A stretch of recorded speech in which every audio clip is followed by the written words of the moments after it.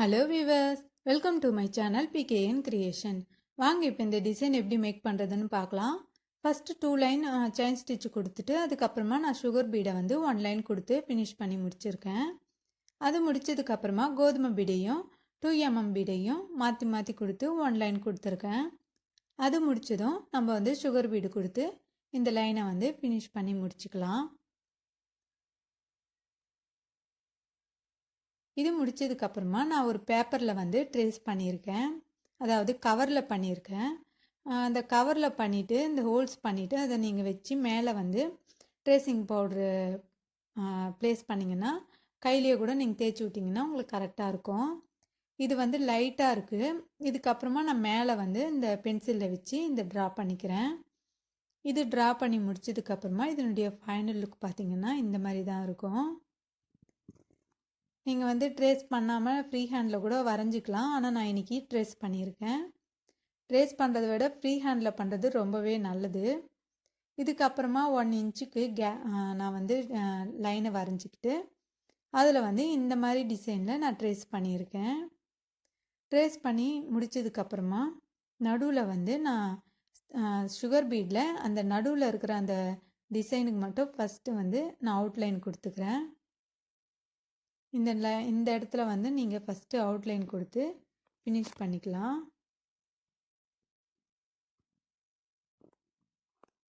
இதே மாதிரியே இந்த லைன் எல்லாத்துக்குமே நான் அவுட்லைன் கொடுத்து ஃபினிஷ் பண்ணி முடிச்சுக்கிறேன்.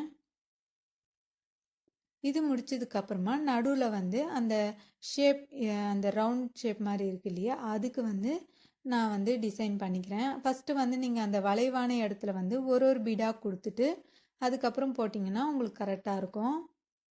இது முடிச்சதுக்கப்புறமா இதனுடைய லுக் பார்த்திங்கன்னா இப்படி தான் இருக்கும். இதுக்கப்புறமா நான் ஸ்டோன் அப்ளை பண்ணியிருக்கேன்.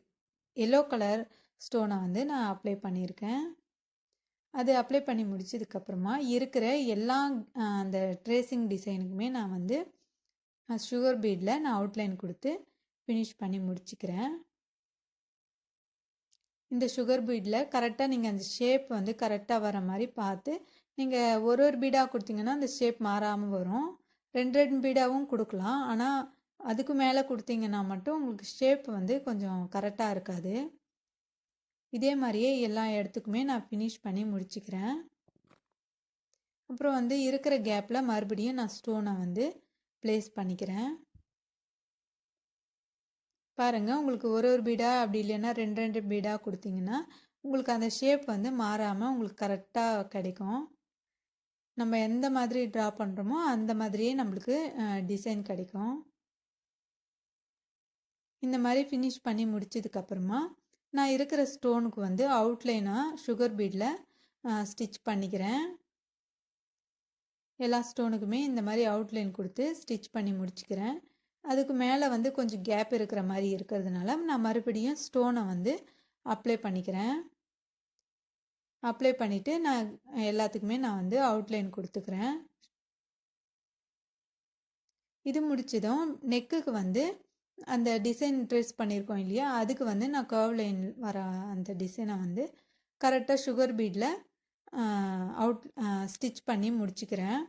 நீங்கள் அந்த ரவுண்டு பண்ணும்போது மட்டும் ஒரு பீடா கொடுத்துட்டு அதுக்கப்புறம் நார்மலாக 2 பீடா கொடுத்துட்டு வாங்க.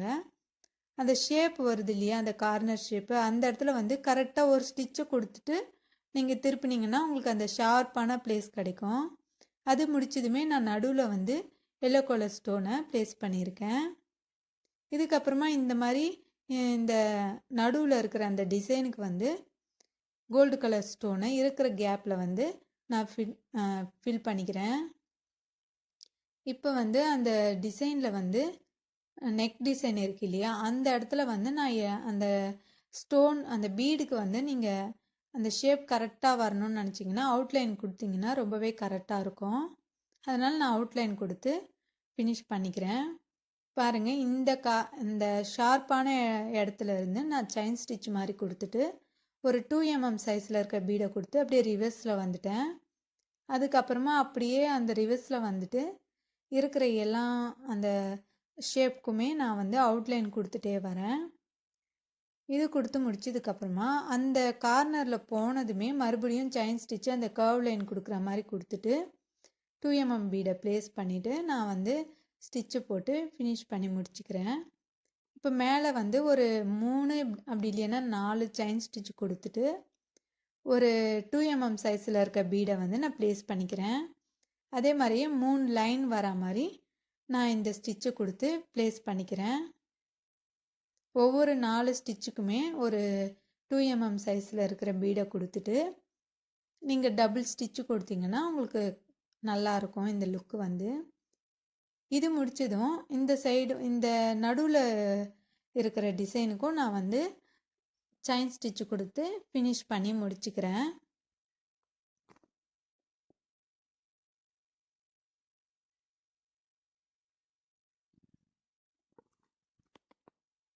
இதுக்கப்புறமா அந்த நடுவில் இருக்கிற திலகம் ஷேப்பில் இருக்கிற அந்த டிசைனுக்கும் நான் வந்து இந்த மாதிரி அவுட்லைன் கொடுத்து ஃபினிஷ் பண்ணிக்கிறேன்.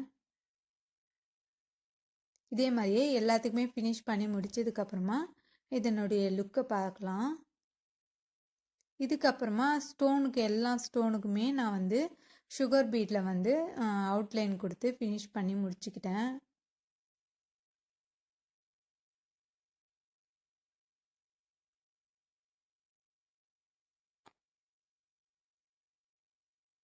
இது ஃபினிஷ் பண்ணி முடிச்சதுக்கப்புறமா இதனுடைய லுக் பார்த்திங்கன்னா இப்படி தான் இருக்கும். ரொம்பவே கிராண்டாகவும் இருக்கும், சிம்பிளாகவும் இருக்கணும் அப்படின்னு நினைக்கிறவங்களுக்கு ரொம்பவே சூட்டபுளாக இருக்கும் இந்த டிசைனு. இதனுடைய கருத்துக்களை நீங்கள் தெரிவிக்கணும்னு நினச்சிங்கன்னா கமெண்ட் பாக்ஸில் தெரிவிங்க. அப்போ தான் எனக்கு வீடியோ போடுறதுக்கு கரெக்டாக இருக்கும், மோட்டிவேஷனாக இருக்கும். இதனுடைய ஃபைனல் லுக் இப்படி தான் இருக்கும். இந்த வீடியோ உங்களுக்கு பிடிச்சிருந்ததுன்னா லைக் பண்ணுங்கள், ஷேர் பண்ணுங்கள், சப்ஸ்கிரைப் பண்ணிவிட்டு அந்த பக்கத்தில் இருக்கிற பெல் பட்டனை மறக்காமல் ப்ரெஸ் பண்ணிக்கோங்க. தேங்க்யூ.